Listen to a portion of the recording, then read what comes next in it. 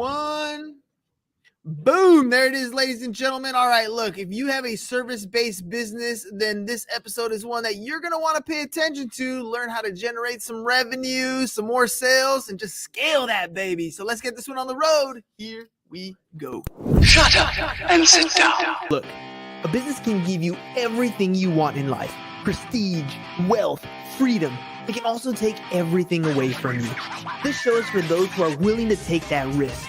These are the real life stories of entrepreneurs. But before we start, I have one small favor to ask. Please leave a comment. It can be advice, critiques, tips, feedback, or share this with someone because your engagement is the most valuable and most powerful form of social currency. So thank you, and welcome to another episode of Business Boss! Are you a service-based business owner looking to scale your company and drive more revenue? Do you find yourself struggling to develop effective sales strategies or manage your team's workflow? Well, you're in luck. Our guest today is a serial entrepreneur and industry-leading business and sales management consultant with a proven track record of success in multiple industries.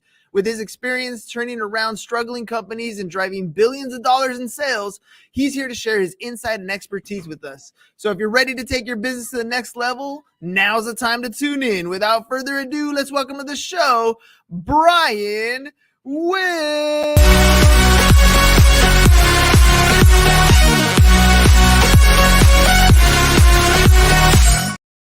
All right, Brian, now we can get the party started. Welcome to the program.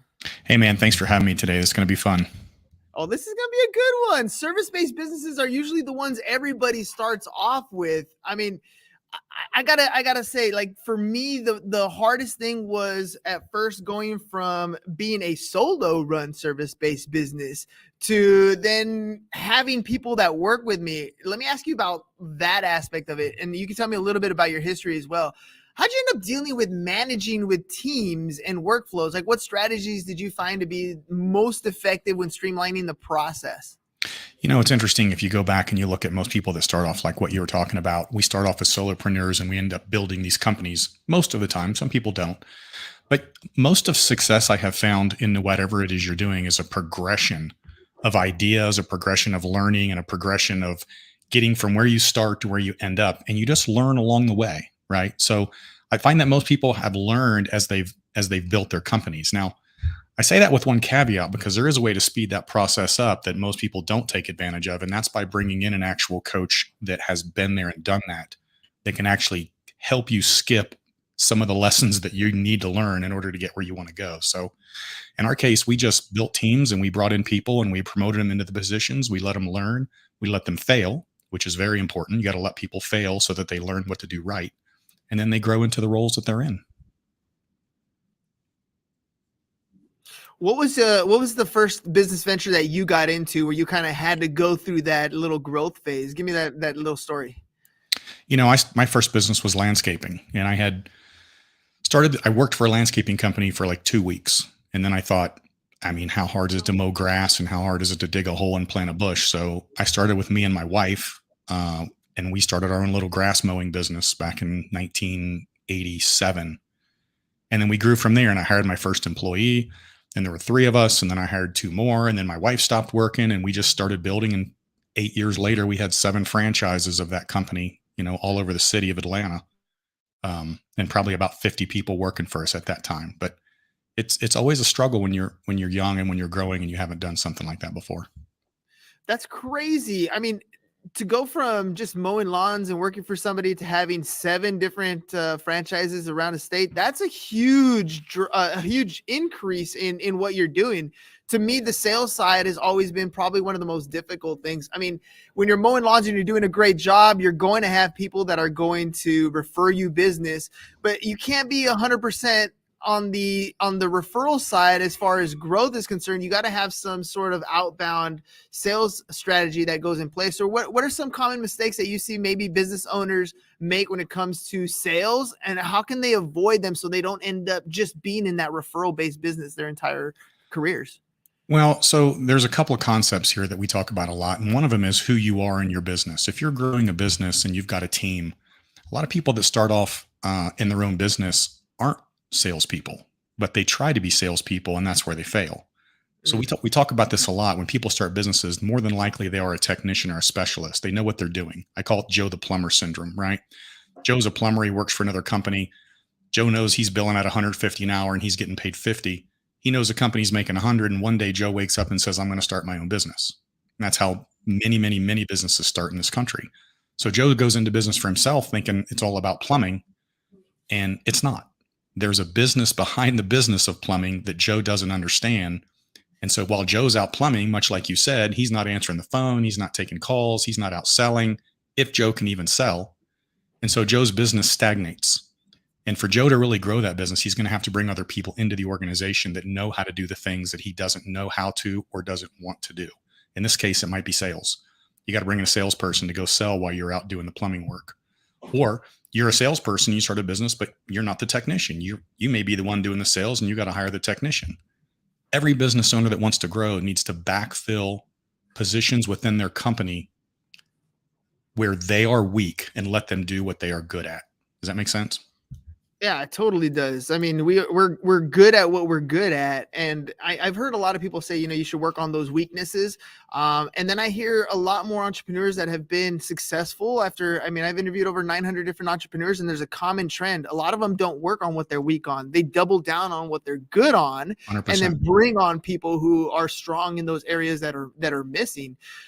When you talk about growing and scaling some of these businesses, sometimes it's starting from scratch. Other times it's acquiring companies that are already struggling, and you can come in and kind of turn them around. I'd imagine when you're looking at some of these companies, they're pretty much having the same issues that you're describing here. And what's some of the first things that you do to kind of evaluate a business, whether it's something that you want to take on, and even better, something that you can turn around? Yep, this is an easy one. So if you're going to go into acquisition phase, there is a big difference between a distressed business and a distressed owner. Okay, that is a big selling point. So if I go in and I evaluate a business and I find out that they have a good business, they might have a good product, they might have a good market, but the owner doesn't know what he's doing, or the owner is making classic critical mistakes within his business, that's the kind of business that I can go in, buy, fix those basic mistakes he's been making, and I've got a business that's going to make a lot of money. If you've got a business that's just struggling, that's a completely different thing. So I'm not one to go in and try to turn around a business that's just a failing business. But if I find a distressed owner, I'll buy that business every day. So what's the difference? Let's break it down a little bit, because I think sometimes, especially when you're early on and you're wearing a lot of hats, you feel like a distressed owner, and it might feel like your business is distressed, but it might be just you. How do you tell the difference between a distressed owner and distressed business? P&L analysis. And this is one of the things I'm very good at. And one of the things I tell entrepreneurs that they need to learn P&L. They need to learn some basic accounting, not because they need to do the accounting. They can have somebody else do it, but they need to understand what they're looking at. And if you can go in and take somebody's P&L and you can go backwards in time, I call this historical pattern recognition. And you can look at that P&L. And if you know some basics about an industry, like I'll give you, for instance, I own a little chain of restaurants, right? And I know that if I go in and I look at a restaurant that I want to buy, I know that my food cost should be at 32%. If their food cost is at 45, I know their problem is they're overpaying for food or they're underpricing their product. I know that labor should be at 28%. If I go in and look at their labor and it's running 35%, I know that they have a management problem with their labor force. I know their liquor should be at 22%. If I'm looking at 35, I know their bartenders are giving away alcohol. This is a distressed owner because he doesn't understand the metrics within his business. So if I find the metrics are out of balance, I know I can buy that, bring the metrics down into balance and fix it. Okay. If I go in and all the metrics are good, then I know the only problem in his business is really revenue. And revenue is something that's very, very difficult to fix in a business, particularly if you have launched and created a reputation or created an environment in your business that has kept you from growing. So I would rather find a business that has revenue with bad metrics, because that's something I know I can fix very quickly, and then I can make it go. And the biggest problem with these entrepreneurs, by the way, is they just don't understand the metrics. You'd be surprised how many business owners don't know their numbers. We go in and look at businesses, and the first thing I always ask an entrepreneur is I say, give me your P&Ls over the last 24 months, month by month, lined up on an Excel spreadsheet so I can look at it and do an analysis. 8 out of 10 times, they don't have it. Well, we don't do that kind of stuff. We just have our accountant come in every 6 months and throw everything into a P&L. Like, you have no idea what you're doing. Common mistake. The numbers don't lie. I mean, that's the plain and simple truth. And I like how you described it there, because essentially what you're saying is become that expert in your industry. Know how in your industry these things operate, so you can look at a P&L and understand whether you're above what they're doing or you're below and you have something to fix. In your experience, what are some of the most important qualities that a successful entrepreneur is got to have, or that they got to cultivate? You mentioned the accounting side. What about in industry specific? Well, every industry is going to have those metrics. For instance, I told you in a restaurant, it's going to be those 4 metrics: food, liquor, labor, and revenue, right? So if I go in, I own an insurance company. I know that I have marketing costs, I have variable and fixed costs. I have to look at what my sales is costing me from the bottom up. In fact, I give you a little tidbit here. When we look at companies, we always do P&L analysis from the bottom up and not the top down. If you look at an organization from the top down, you can be fooled into what you've got. If you look at it from the bottom up, and this is a much longer discussion, I can get into exact metrics about what they should be, where people are profitable and where they're not. And then I can make a company more profitable with less revenue and less overhead. But that's what we call bottom up P&L. But from an owner's perspective, you have to understand the numbers. But the second thing you have to understand, and I tell young entrepreneurs this all the time, if you have not run a successful company prior to starting this one, then here's the dirty little secret. You don't know what you're doing. And if you don't know what you're doing, you're setting yourself up to make 1,000 mistakes. And those mistakes is what you talked about earlier, where you get these distressed owners, entrepreneurs, and they're burning out and they're working 80 hours a week and they're trying to figure everything out on their own. And the thing that they fail to do 9 times out of 10 is to go find some help. And that's an ego problem, right? Entrepreneurs are hard charger, they're red collar, they're A personalities. They think they have all the answers. They want to make all the decisions. And the smarter thing to do would be to find that somebody, find a coach, find a mentor, bring them in, somebody who's done it before. They can say, no, don't do that. That's going to fail. Do this. This is the way this works. And this will cut 6 months off of your learning curve. So know your numbers, find somebody that can help you, and you will accelerate your growth. You will accelerate your profit. You will accelerate your business exponentially. Mentorship. It makes all the difference in the world. You got a lot of business owners that struggle with time and resources, and oftentimes having that mentor will definitely help curve that, save you time, and give you open up the door to a lot of different resources. You mentioned that revenue is kind of not something that you can really grow in the restaurant business. What about in the insurance space? I know there's a lot more marketing that is involved. It's also one of the most competitive marketing spaces that are out there. What are some maybe low cost, high impact things that people can do to kind of improve their marketing strategies to help grow their business a little bit? So in the insurance field, and I was in the insurance field for 20 years, I built billion-dollar call centers in the health insurance, life insurance space. I will tell you that the lead cost is going to be the biggest challenge, right? You've got to be able to bring those leads in the door. But because that market is so saturated and it's so difficult and there's so much competition, the difference between success or failure is going to be your ability to train your team to get a better close rate and a higher ROI, which could include multiple product sales in order to drive that revenue and drive that profit margin up. For instance, when we know in the insurance industry that if you sell somebody 1 product, they'll probably have a 9-month retention. If you sell them 2, it goes up to maybe 1.5 years. If you sell them 3, you potentially have a customer for life because they don't want to mess with all their changes, right? So we always measure sales in the insurance industry by how many products per sale you made, right? If we're selling 1.5 or 2.1 products per customer, we know that we're going to have a better retention rate. Plus, the ROI on our marketing dollars is much, much better if I sell them 2 products because the cost went into the first one. The second product you sold them was actually free. You have no marketing cost in it. So you need to learn to bring add-on products, or what we call ancillary sales, onto the main product in order for insurance sales to work based on the marketing costs that are out there today.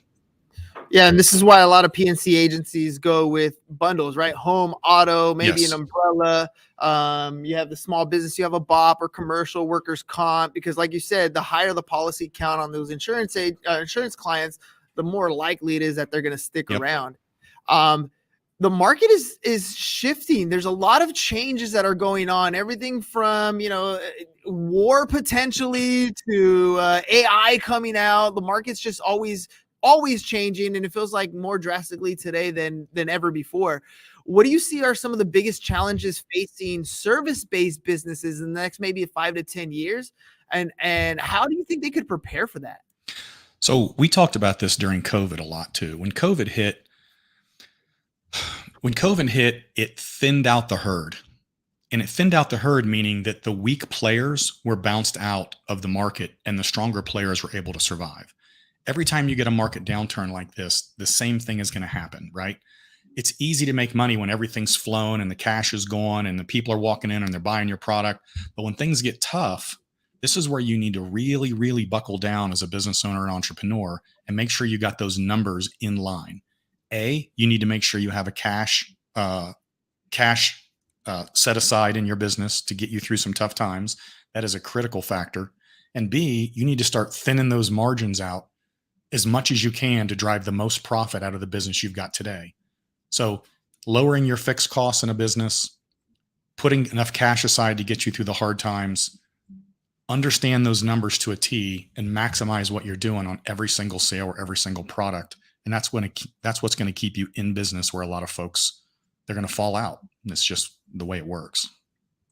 Yeah, managing those funds it sounds easy, but it's not always the easiest to do. And you kind of mentioned this already a couple times. Know your numbers. First of all, you should be taking care of your numbers on a regular basis. Next to that is know the numbers in that particular industry. And then what you just mentioned is squeeze some of those margins and have some of those reserves in place so that basically you can go through some of these ups and downs in the market and still come out on top. Is there anything else that, especially like in the restaurant industry, you mentioned COVID, and I was thinking about the restaurant industry, and the overhead to run a restaurant is so massive. The overhead to start a restaurant is so massive.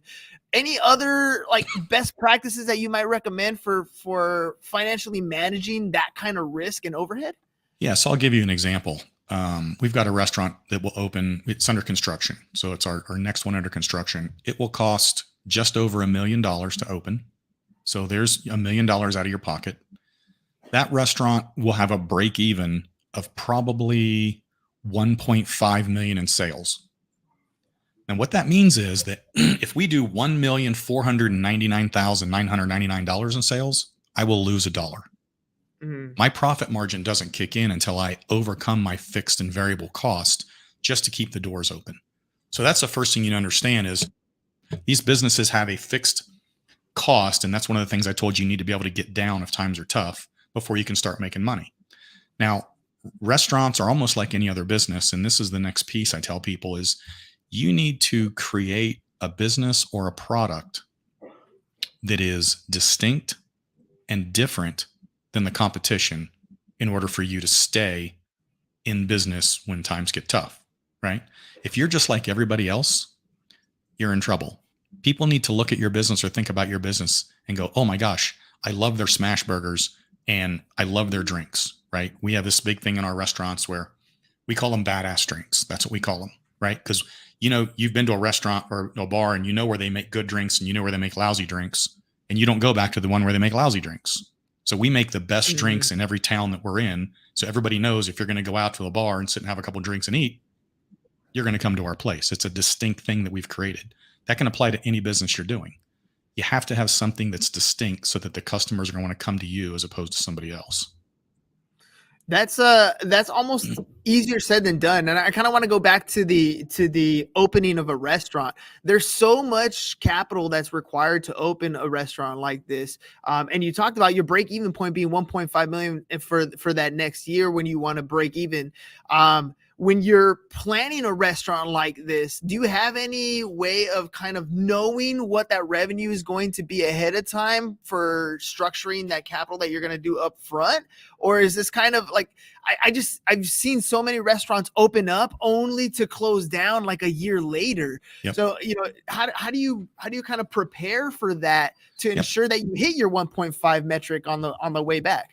So there's a couple of things here, and early in, and I like to joke about this. I say, as smart as I think I am, I'm 9 for 13 or 9 for 14 in the restaurant business, which means I've had 5 failures.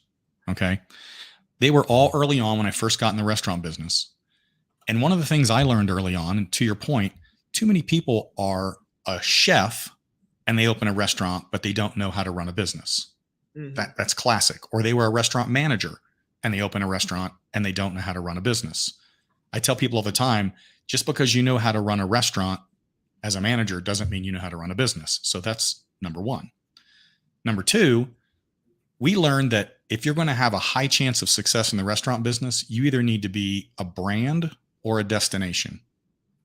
And the example I use is one of the restaurants I built from scratch. I was across the street from a very well-known brand in our town. We had better food than them. And yet on a Friday night, they had a line out the door and I had 5 empty tables. Mm-hmm. And the reason is because they were a brand. Everybody knew they were a brand. Everybody knew them. That's where they went. We were a nobody. Nobody knew us. And that business eventually failed. We also had a place about 2 miles away that's a destination. It's what we call a mixed-use development.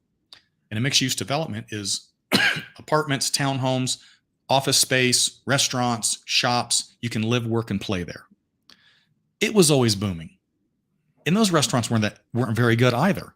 So I was neither a brand nor a destination, and that's why my first sets of restaurants failed. Today, when we open restaurants, we only open them in destinations. So I know when I open this next restaurant, it's in this big mixed-use development. I know that the day I open, there are already thousands of people walking around to Topgolf and to Andretti Speed Lab. There are 1,200 apartments. They've got a giant green space, a pickleball courts. We know that we don't have to spend any money in marketing because people are going to be there anyway. And that gives us the highest probability of success. I've joked many times, if you took my most profitable, biggest restaurant in a mixed-use development and you moved it 3 miles up the road, it would probably fail. Because it's not in the middle of everything that's going on. It's not in the action. It's not a destination. Well, what about the other side of that, right? So the other side of that is developing that brand and having that long line out the door. And I know exactly what you mean. I'll go to downtown with the wife. Where do you want to eat? I'm like, look, that place isn't busy. And she's like, no. And she wants to go stand in line in the place that has a lot of people in it, right? Exactly. For good reason. So how do you develop like a customer satisfaction, maybe positive reviews? What are some things that you can do to ensure that customers have a positive experience that they're likely to recommend to other people or to share with other people to start developing that brand? So that's team training, right? You've got to get in there. You've got to make sure every customer in the door is satisfied. You got to make sure every table gets touched. You got to make sure every customer leaves happy. I tell our staff, this is one of the things we tell them. I say, good is good and fine is bad.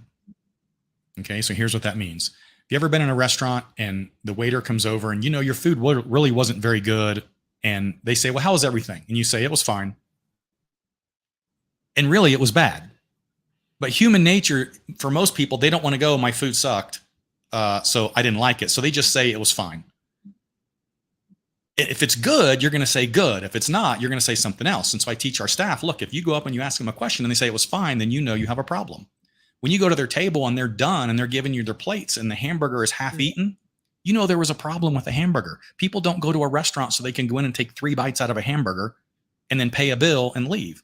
So these are clues you need to learn that will tell you if there's something going on. And if you'll say, and I teach our staff, I say, listen, if you see a half-eaten burger and they say it's okay or it's fine, you go, no, I don't believe you because you didn't eat it. So please tell me what's wrong.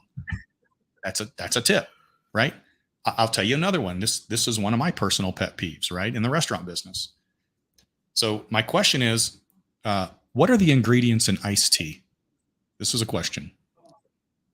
Oh, water? 2 ingredients. Sugar? Ice and tea. Right? You ever been to a restaurant and they bring you a warm glass of tea where all the ice has been melted? And you go, no. Well, the ice is, can I get a glass of, oh, sorry, the ice melted because the tea was hot. I'm like, well, you should have saw that when you were walking over to the table and gone back and got me the ice for my iced tea, right? This is a pet peeve of mine. So I teach my staff, don't walk out to a table if all the ice is melted. That makes no sense. And people just get frustrated. And that's the first negative thing they think about your restaurant. So there's all these little tips we got to teach our staff so that we make the guest experience that much better. I'll give you another one. we have a big bar in our restaurant. When you sit down at the bar, the bartender comes over and they have a card and they say, "What's your name?" "My name's Brian." They write your name on the back and they flip it over and put their name on the front. So when you're sitting at the bar, you can see the bartender's name right in front of you and they can see your name on the back. And that way, if you need something, you can say, "Hey, John." And when he walks over, he says, "Hey, Brian." And everybody knows who everybody is. And you've created a little hometown environment where everybody knows your name, not to rip off a TV show from the 80s, but everybody knows your name. So these are little things you can do. And people love that. They're like, "We love that place because we go in and everybody knows us." Yeah. It's a trick you learned in kindergarten, and yet it's still applicable today. I teach a high school class. I use stamps, and it's a trick I learned from a kindergarten teacher, and it still works today. It's funny. It's just human nature. We want to know. We want some of those little appreciation things. Somebody knows your name. That's freaking awesome. If I can call the bartender by a name, that's even better. So, all right, let me ask you this. I mean, you've shared a lot of great information. You are literally an entrepreneur who's trying to balance multiple businesses in multiple industries. So how do you prioritize your time or your resources so that you make sure that you're successful in each business venture that you go on? So I have always said that I'm an expert in creating businesses that don't need me. Okay. I'm talking to you right now. I'm in Park City, Utah. Right? I'm on day 32 of skiing, and yet I've got businesses back in Atlanta and Florida that are running, generating revenue and paying for my lifestyle here, but I'm not there actually running them. So we create businesses that have systems that I can monitor and manage. For instance, this is my iPhone right here. I can run my entire restaurant chain off of this iPhone because we have an app built in that gives me every financial metric on every restaurant. I have cameras that I can look in and see things. I get reports from my accounting department every Thursday, which shows me bills, cash, P&Ls. I get labor schedules. I get food orders. Everything can be done off of a cell phone, which allows me to live my lifestyle without having to actually be in the restaurants. I have restaurants I haven't been in over a year, but that's because you bring good people in. One of the first things I said, you train them, allow them to fail when they fail, but train them to run the operation and put yourself in a position where you don't have to be there. And that's how you do it. That's the best kind of business to be in. And all right, well, what about for those entrepreneurs who are just starting out? Like it's always amazing to hear people like yourself who have achieved that level of success. And we kind of talked about the first, 5 businesses or 5 restaurants that you kind of failed at. So what advice would you give for an entrepreneur starting out so that they can build a strong foundation for their business and avoid maybe they only fail once or twice, or maybe 3 times instead of 5 times? So the key to this for a young or starting out entrepreneur is what I call securing your building block lifestyle. Okay. So when you start to build a business, there's different levels of success in business. And the first level of success, we call it, is being able to pay the bills, right? When I start a business, the first thing I want to do is pay the bills. If we start to become a little bit more successful, the second thing we do is we start to go into what we call the accumulation phase, right? The accumulation phase is where, oh my gosh, I'm making money. I'm going to go buy a bunch of toys. Right? When I started making a lot of money, I bought a boat and I bought a plane and I bought wave runners and I bought a beach house and a lake house and I started buying all this stuff. The third phase is when you get done buying all this stuff and you go, oh my gosh, now I got a bunch of stuff that cost me a lot of money and it breaks. Now we go into the third phase, which is what we call the it's what we call the savings phase, right? In the savings phase, we start stashing money away to protect our lifestyle. And then the fourth phase is what we call the legacy phase. So these are the 4 phases of entrepreneurship and success. Now, as you're starting to build, the mistake most people make is they go into the accumulation phase too quick. And so what I tell people is, whatever lifestyle that you're at when you start your business, secure that lifestyle first. And when I say secure it, I mean generate enough money in the bank, assets or investments, or just income in your business that your lifestyle is secure. You've got that cash put aside. You're not going to get in trouble if bad times come. Secure that building block of lifestyle. From there, once it's secured, and that's, again, cash in the bank, investments and whatnot, then and only then move your lifestyle up. And if you move your lifestyle up, your next goal is to secure your next building block. And if you will secure each building block over time, you can have an amazing life and do anything you want. And you know that each time you do that, you have enough money in the bank, investments, cash flow, and whatnot, that you can never be hurt. And that's really the key. So bust your tail in the beginning. Don't raise your lifestyle, secure it, get your investments, then start moving things up, and you'll grow in a much safer manner than people who just go out and start, blowing it and thinking they're killing it.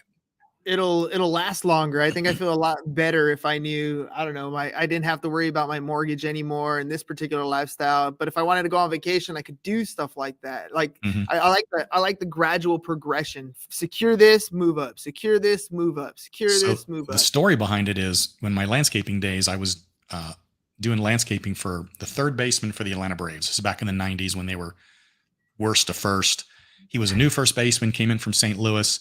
And I'm landscaping his house, and I remember talking to him one day, and his name was Terry, and I said, "Hey Terry, tell me about all these athletes that go broke." And he said, "Man, these guys start making a little bit of money, and they think they're going to go from millionaires to billionaires, and they blow it all, and then end up going broke because their career ends, and then they have no cash and whatnot." He goes, "I have all the money I've ever made, and it's in the bank. I have a McDonald's lifestyle." And I said, "What is a McDonald's lifestyle?" He goes, "It's my safety net. I know for a fact that if I lose my baseball career today, I could work at McDonald's and keep my lifestyle." Yep. That's my McDonald's safety net. So I have always maintained the McDonald's safety net. Secure that building block. So if something happens, I can go to McDonald's and get a job and still keep my house and my cars and, whatever else. Boom. Brian, you've shared so much great information today. Thank you very much for coming on the program. Before we head out, I want to give you the final word. If people want to reach out, learn more about what it is you do, how can they do that? Sure. I have a website. It's www.brianwillmedia.com. And I've got podcasts on there. My books are on there. Lots of interviews with other folks like yourself. So everything about me is on that website.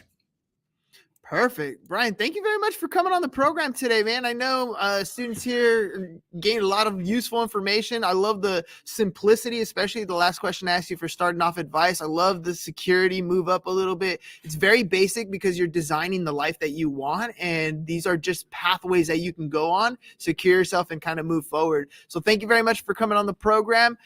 Ladies and gentlemen, one more time, his website's scrolling across the bottom, brianwillmedia.com, brianwillmedia.com. Make sure you guys check it out. And Brian, thank you once more for coming on the program.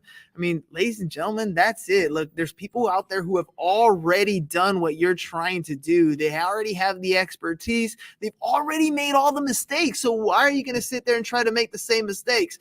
Get out of your own way.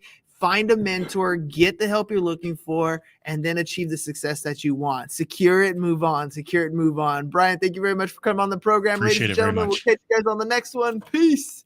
And we're out. It's over. Go home. Is your business in need of marketing? Try starting a podcast. But not just any podcast. Podcast like a pro. We can show you how to take your business from being invisible to becoming a brand people trust. Go to www.businessbro